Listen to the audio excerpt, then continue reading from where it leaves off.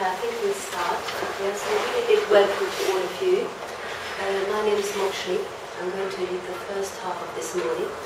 And I'd like to start by saluting the shrine. So some of you might not be familiar with that. What I'd like to invite you to do is to stand up in a moment.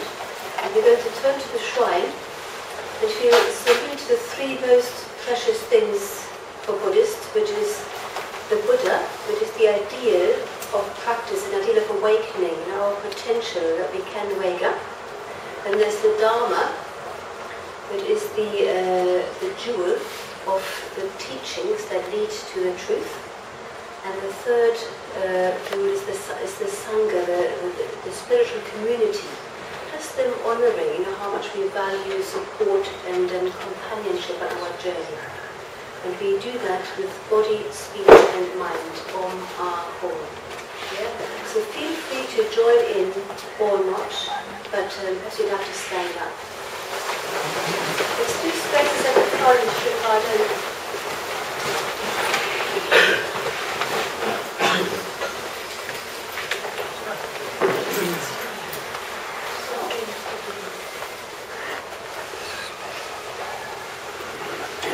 So we'll do this in a cornered response.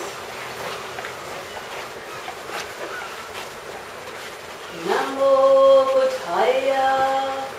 Namo Buddhaya. Namo Dharmaya. Namo Dharmaya.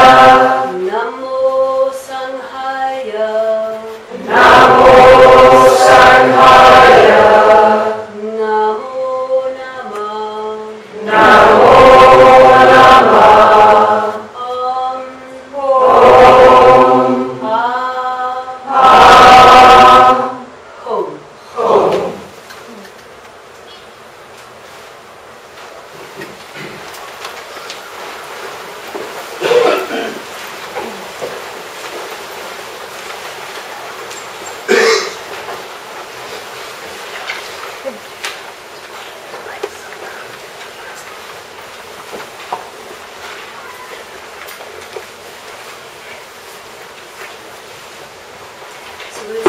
This morning with a short period of meditation, and then I'll tell you a bit more what we're going to do after that.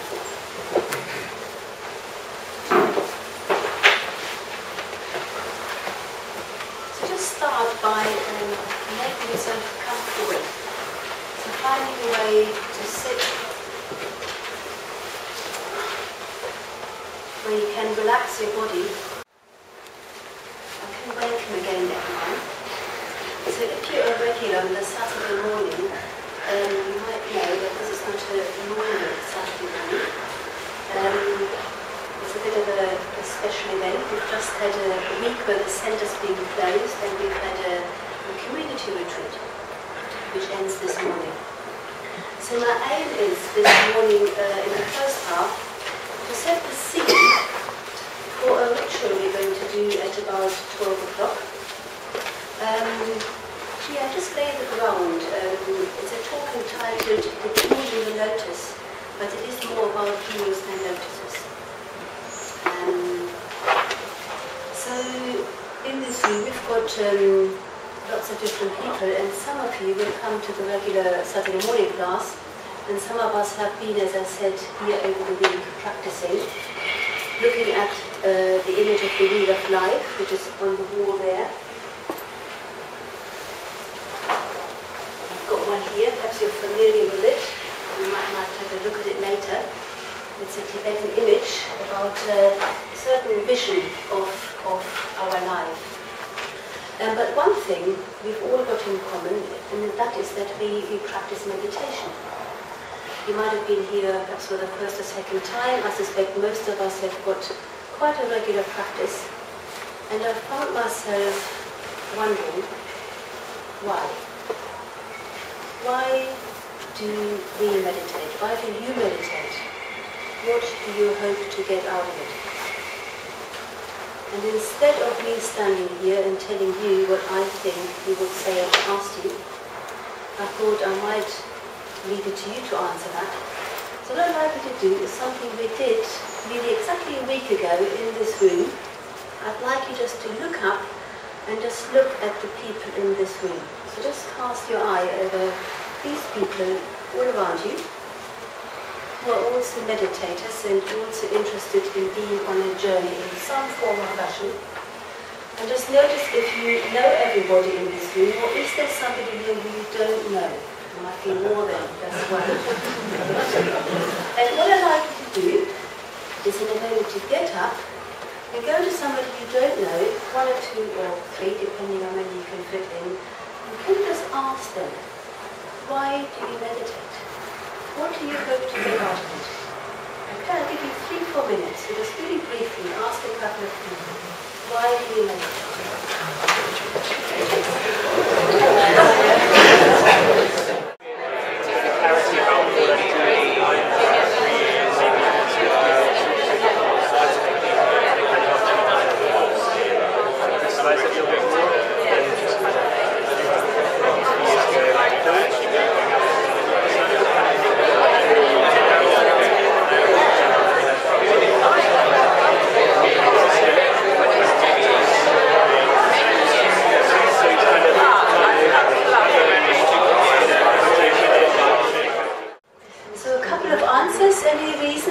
Why do we meditate? Freedom from suffering. Freedom from suffering. Clarity. Clarity. Improve my mental states. Improve my mental states. Peace. So I can act on my current experience rather than my historical experience. Acting from one's current experience rather from history. Interest. Interest. Facing my inner voice. Listening to one's inner voice. Facing my fears. Facing one's fears, my fears. Freedom of heart. Freedom of heart. Yeah. So there's lots of different reasons. I'm sure if you went around there'll be many more. They tend to, in my experience, fall into two broad groups. And one is the wish to be more present, more calm, more authentic, and getting to know oneself, one's state of mind. And also the wish to be more clear, to understand, to have insight into how things are. And the meditation practices tend to fall into these two broad camps as well. So what this indicates is that we know that when we sit to meditate, there's a difference. So there's something that changes. We can change our mind. So even after a short sit, we will feel a little bit different to before. And actually that's worth noting. I think that's really miraculous. Miraculous that we can change. And we can change how we feel, we can change how we respond, we can change how we are. And of course that is the heart of Buddhist practice. That we can change and wake up. We can wake up to the truth of reality. That's the central message of the Buddhist teaching. It's summed up, or it can be summed up in something that's called the Third Noble Truth. So you might have heard of the Four Noble Truths. And the third one is sort of the essence of what the historical Buddhas and other enlightened people want to communicate. That they have seen and experienced and know that it is possible to be in a state of peace, of non-separation, of oneness, of a place where there is no fear, no one is just connected, completely present, and sees the reality as it really is. So that is the heart of the Buddhist message. That is how things are. We might be often separated from that, but that is how things are. And the good news is that the fourth noble truth is that this isn't just a matter of chance, whether we wake up. It isn't a matter of luck, it isn't a matter of grace, but there are things we can do. There are conditions we can set into place that make it far more likely to happen, that we can wake up. So there's tons of variations of the Buddhist path. They all tend to boil down to what often is called the threefold path. That is ethics, meditation and wisdom. So all Buddhist formulations of the path him to communicate that one needs a basis of ethics. So we have to learn to take ourselves seriously, how we act in the world. That we have to learn to be in harmony with the universe, with our world, act more kindly in some way. And we also have to learn meditation in the sense of learning to still our mind, to be more present. If we're completely busy, we can't see things clearly. And thirdly, we have to learn to be wise, to have insight, to see things as they really are. So this is a very inspiring and positive message. And I suspect that most of us have got a sense of that, we've got a glimpse of that. But in my experience, it is one thing to have had a glimpse of that, and then it's another thing to reside in that knowledge. So I think it's also helpful to start at the other end and bring to mind that Buddhist teachings are clear that to the extent that we're not awake, we're actually in a bit of sleep. We're in a bit of a dream. Our vision is blinkered, is narrow, is short-sighted. We don't see things as they are. So that might be quite hard to take on, because I think I'm so intelligent and educated, but that is what the Buddha has said, that we are, to the extent we're not awake, we're getting it wrong. So I quite like an image I once heard about, just imagine you've decided to emigrate and you're going to live in a foreign country, and just imagine you're going to go to Milan, yeah? So you get there the first morning, you wake up all excited and you want to explore this new town. You've got your map in hand, so you follow the map and you try really hard and you just don't get to the sights. Whatever you do, you end up somewhere else and you can't work out why you're not getting there.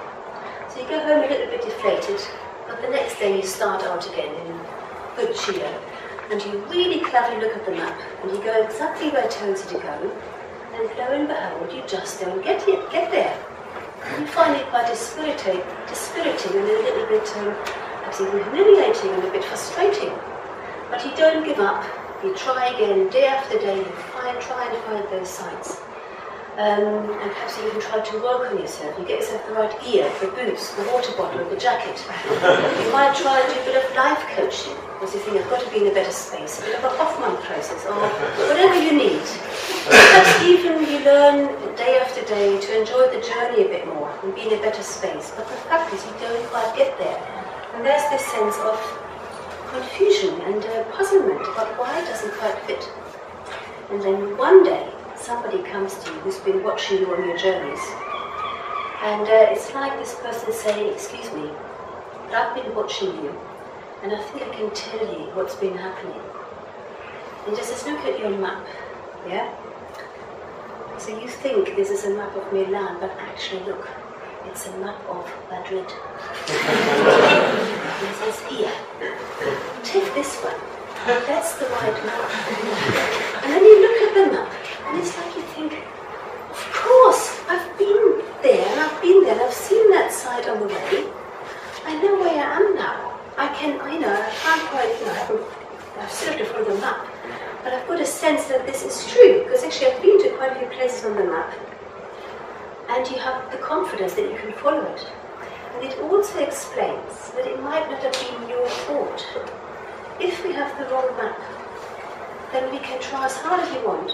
We can be the bestest person, but we won't get there because our view is wrong. So it might be that it isn't all our fault or that we don't try hard enough. It might be that our view is wrong. So this indicates that the root cause of our suffering is ignorance, and not necessarily because we are bad or not trying hard enough. So this might sound a bit theoretical, but I'm convinced that we do this all the time. That's how we live our life. That's how I live my life. So it could be the old classic, that you walk into the office one morning, your colleague comes past, they don't look at you. So what happens? Depending on your personality, you could either decide, stupid person, I never liked them anyway, they're always arrogant and horrible.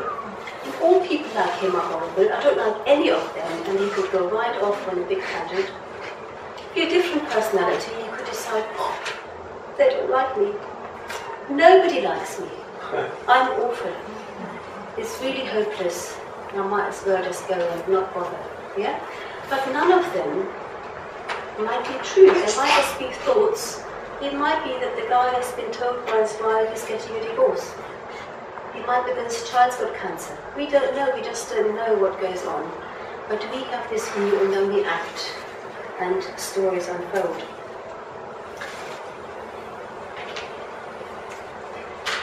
I'd like to read you a little story. I do apologise, some of you will know this, but I'm rather fond of Stephen Covey.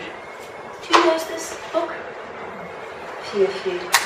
Apologies if you've heard it before, but I think it's got a rather good way of indicating, what happens when we get things wrong. It's got a few stories in this book. So one is on a Sunday morning on a subway in New York. People are sitting quietly, some reading newspapers, some lost in thought, some resting with their eyes closed. It's a quiet, peaceful scene. Then suddenly, a man and his children entered the subway car.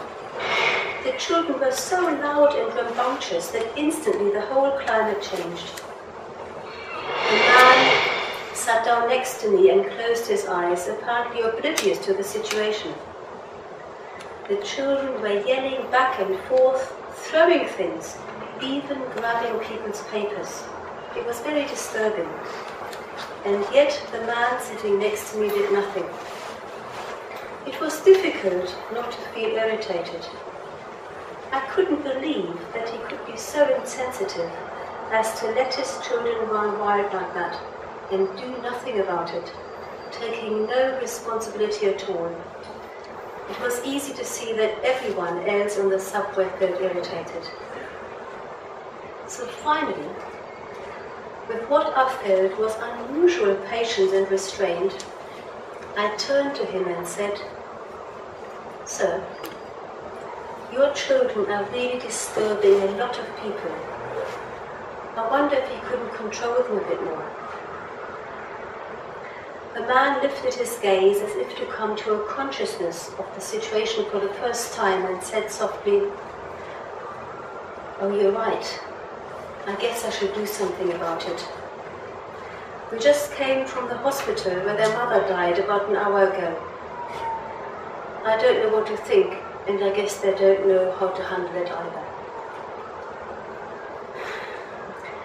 And then he goes on to say, "Can you imagine how I felt? I saw things differently. He saw things differently, and because he saw differently, he felt differently, he behaved differently. So we have a view, we act on that. We can change the view, our action will be quite different." So this is just something to keep in mind, just to even let in the possibility that we don't quite see things as they are. Because that is what Buddhism teaches. To the extent we're not awake, we don't see things as they are. So the main things that we are told we get wrong are summarized in something called the 3 marks of conditioned existence. I'm just going to talk about one this morning, and that is the fundamental wrong view that we hold. And that is to do with a mistaken understanding of who we are. A mistaken understanding of I or self. The suggestion is that we see ourselves as a meaningful, definite existing notion, and on this construction follow all kinds of actions, including that we are the center of the universe and everything follows from there. So the suggestion is that we have this mistaken view that we are a fixed, definite self, an I, a fixed entity, and that from that follows we are the center of the universe and our actions follow. So I'm again not going to say too much about this notion of the fixed self. It's a very fundamental Buddhist teaching. I'm just going to offer an image for us to reflect on. So it's a bit like Because we do this with everything. We have to label things, we have to give things a name, and our brain has to do that, and otherwise we couldn't function.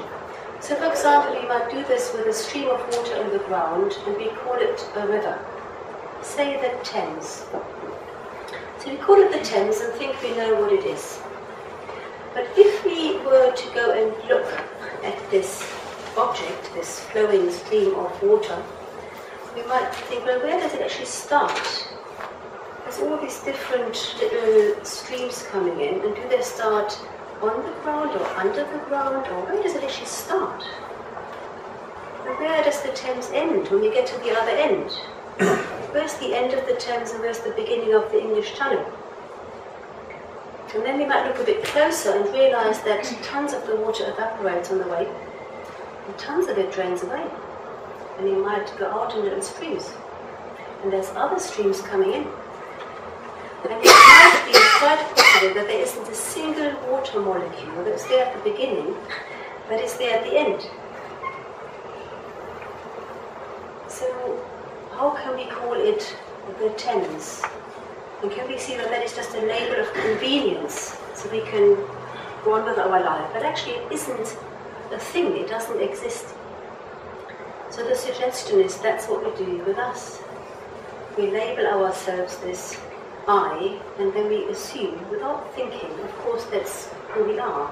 But perhaps there isn't such a definite beginning, perhaps there isn't such a definite end. Perhaps it always flows through a process. Things come in, things go out, cells change, thoughts change, emotions change. And perhaps be a river, a process, a flow. But if we have this view, just assuming that we walk around having this idea that an I is a definite thing, then we're likely to make that the centre of our universe. And if we have an idea that we are a fixed self, then we're likely to want to do selfing. I'm very good at selfing. It's I think a very fundamental human attitude to strengthen the sense of self. So what I'll do is I'll just push away things I don't like, threaten me, are unpleasant, undermining my sense of identity, my ego identity. I don't like certain people, I don't like certain things, but I do like that cappuccino, makes me feel good. Other things, I feel I've got a sense of self, if I have certain things. Certain clothes I wear, other clothes don't fit. I'm also going to push things away that threaten me and pull things towards me that make me feel I've got a sense of self. So we construct yourself, we practice selfing. It's hard work, spending one's whole life keeping this identity going. But the trouble is also it is doomed to failure, it doesn't work. So it's both hard work, we stay on this wheel. We have to keep running to create this self, and it doesn't work in the end. So what can we do? So some of us here in this room will have read a paper by a fellow order member a while ago. He's called Subhuti, and he wrote a paper, and in the first line of this paper it starts with him saying the crux of the Dharma life is the transition from the self-oriented to the selfless life.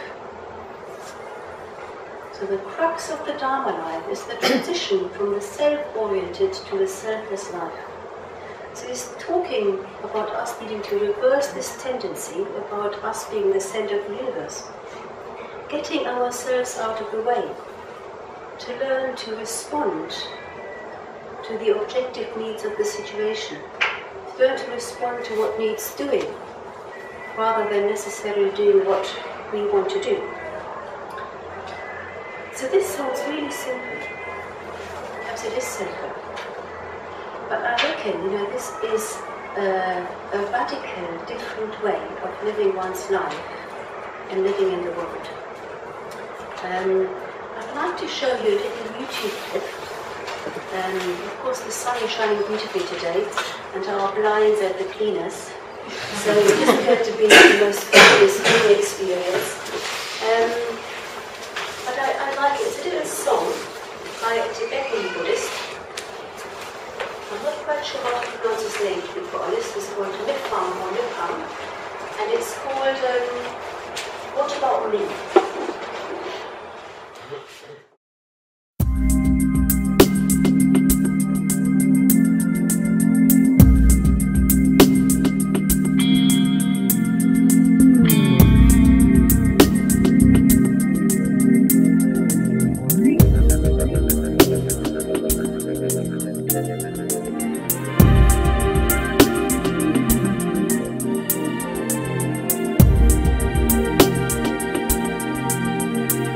What about me? That's my first thought every morning. What happened to me is the last thought every night. Has this gotten me anywhere? Any more friends? Any more love? More joy? It should have by now. In fact, by now I should be a bundle of joy. Because I say this mantra every day. What about me? What about me? What about? In fact, it's embarrassing. I say this mantra all day long, like the beating of my heart. What about me? What about me? What about me? What about me? What about me?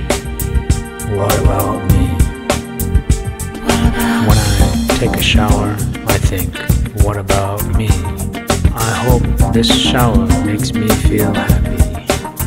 I hope this kiss makes me feel happy. I hope this lunch makes me happy. I hope these clothes make me feel happy. I hope this donut, this cup of coffee, this new affair, this new job. What about me? What about me? What about me? What about me? What about me? What about me? What about me? What about me? This new spiritual practice, this new movie, this new CD. Oh, this new CD will make you happy, happy, happy, happy. Will make you happy, happy. What about me? That's my first thought every morning. What about me? What happened to me? What about me? It's my last thought every night. Has this got me any more love? Any more joy? This new city, this new country, this new planet, this new universe makes me happy. You know what? None of it will make you happy unless you do one simple thing. Change me for you. Change me for you.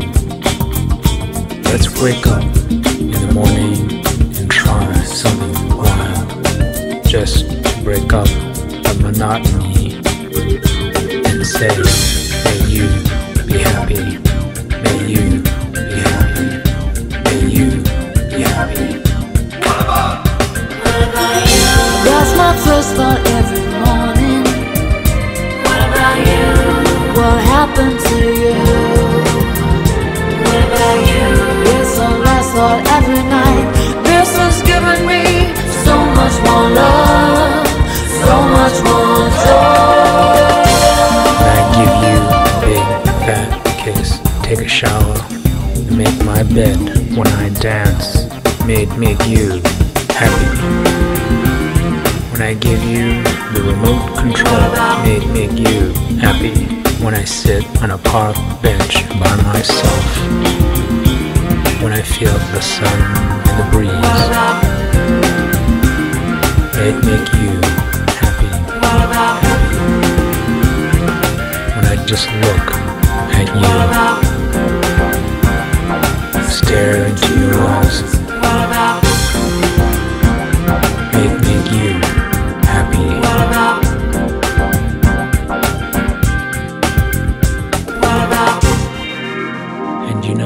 But when you're happy, I'm happy. That's the formula. First you, then me. That's all happiness is. It's just the heart being free. Yeah, just this simple switch from what about me, which I'm so familiar with, to what about you, and the expansiveness that might come with that. What does it? So my problem is, that if I think about becoming from the self-oriented to the selfless, I can just really feel how I tense up a bit. There's a thing that feels like hard work. Somebody telling me to be less selfish, and all my childhood stuff kicks in. I think it's going to be really tough not to be selfish. But I am wondering more and more whether that is not just another story. Whether that's true, that it's got to be hard work. So in this paper I mentioned, so beauty as an example, a really simple example. So if on leaving this room, you're behind somebody and they happen to drop their glasses case out of their pocket on the floor, you would just bend down, pick it up and give it to them. And that would be quite nice, wouldn't it? And it's partly nice because there's no thought. We haven't been selfing. We just respond to what's needed in that moment and our self is out of the way. And it's actually a really lovely thing to do. So I think we do that fairly often in a small way, that we just help somebody. You know, you're in the supermarket and somebody's left something on the line, and you just pass it on. You don't think about it. In friendship, we respond. We see our friend and they need something and we just give it. And there's no piece of heart, it's easy. We get bigger as we give. I think it happens in beauty, in art. Our self gets out of the way. When we're in touch with a really beautiful painting or work of art, we just expand to something bigger. And it's a really positive experience. I think it happens in nature. Our self is out of the way. We just expand to this bigger consciousness. And it's a really lovely feeling. And I think what is common in them is that we take ourself voluntarily out of the way. And it puts us in touch with another kind of consciousness, something much bigger, much more connected. And it feels delightful. But I think we have to know this in our experience. So if I now just imagine the advanced tantric practice of doing the washing up when it isn't strictly my turn. So I can go down here, these stairs in fact, and I come into the little kitchen, big pile of washing up. And then now I've got two choices. I can either stand there and frown, be very resentful, resist it, grumble, perhaps do it, and moan internally at my teammates, call them lazy loafers or whatever, and do the washing up, muttering under my breath. Or the other choice is that I come downstairs, see the washing up, and actually I know I've got the time to do it. I'm healthy, I'm fine to do it. Now just do it, because it's needed, and to know that other people are doing other things, and I'm just doing it. So which one is going to be a much more freer, most positive action? So the interesting thing is, when I'm intensely selfing, i.e. I'm looking after me, why me? I shouldn't have to do this. It's actually really unpleasant. It's tight, it separates me, I'm isolated, I build up all kinds of stories, it's really not very nice. And when I'm able to just respond to the situation, like do what's needed, there's a taste of freedom in there. It makes me feel bigger, it enlarges my being. So that's the practice, I think, just really listen to our experience. When do we go beyond ourselves and what does it feel and has it got the taste of freedom? So in Buddhist practice, in the Buddhist tradition, this sense of going beyond ourselves, of starting with noticing others and then extending goodwill and wishing the best for the situation for other people, is the most cherished aspiration. And it starts with something as simple as noticing others and helping them, extending our hand to them. And once we do that, we can use our imagination and really wish them well, want them to thrive. And this intention to benefit others is often referred to as a jewel, as the most precious thing. In one of the earliest Buddhist texts, it's a text called the Karaniya Metta Sutta. It starts off with saying, if you know what is truly good for you, this is what you need to do. You need to meditate. May you be happy in your heart of hearts.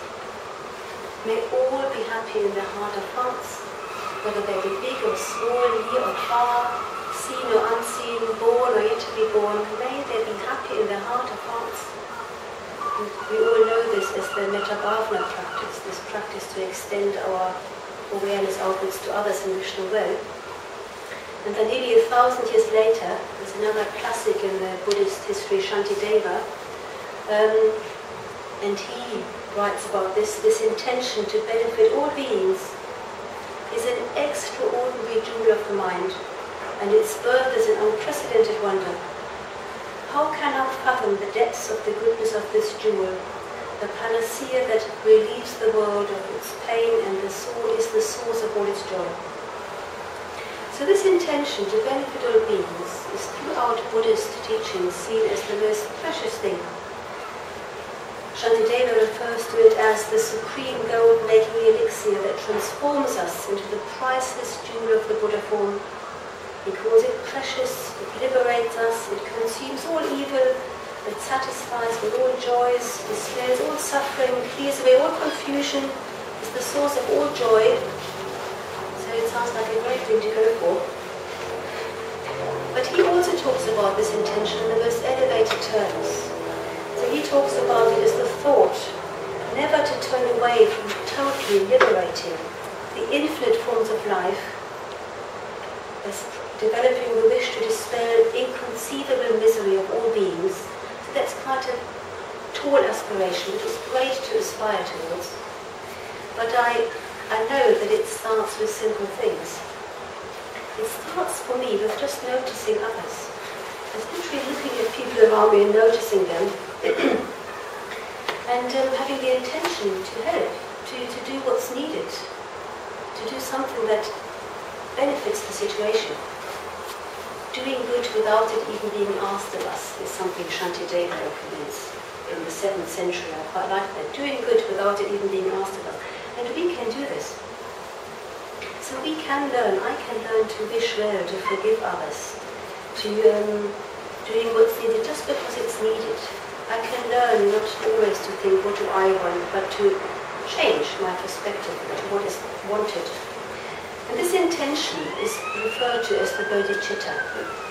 So bodhicitta is the heart of awakening, the will to awaken for the sake of all. And in Buddhist art and iconography, it is often depicted as a brilliant jewel. And this jewel is often associated with a particular archetypal figure. And this figure holds this jewel against his heart, as the center of everything he does. So for human beings, I think it's quite hard to stay in touch with an abstract intention to benefit others. And human beings tend to want something a bit more concrete, something to visualize that they can work towards. So this figure in the Buddhist tradition is one that's called Avalokiteshvara, and it means the Lord who looks down on the suffering of others, or the Lord who responds to the cries of the world. And this figure is on our shrine today. There's one form of it. So you can see that this figure is holding the hands in front of his heart, and his hands hold the bodhicitta, this priceless jewel. And then you also notice this version has only got 4 arms. It is a fairly modest version, but you need at least 4 arms if you want to respond to the cries of the world. There's another form, of which we've only got a very small one back there in the niche in the hall, and that's got 1,000 arms.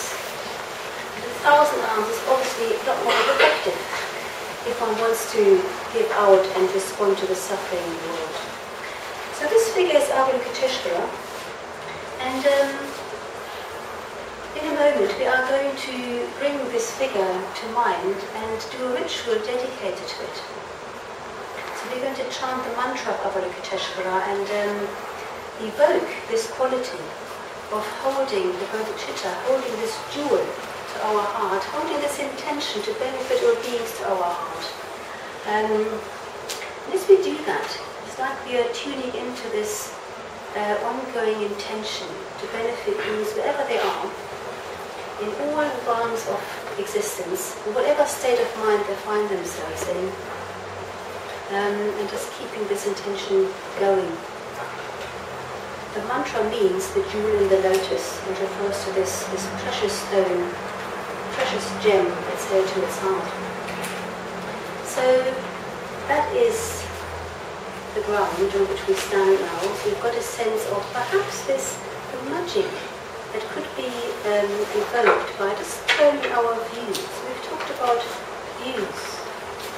Turning our view from what about me to what about you, what about others, and perhaps listening our experience, how radical that could be, how that could change our experience, change the world, and that this intention to benefit others is associated with this figure of Avalokiteshvara.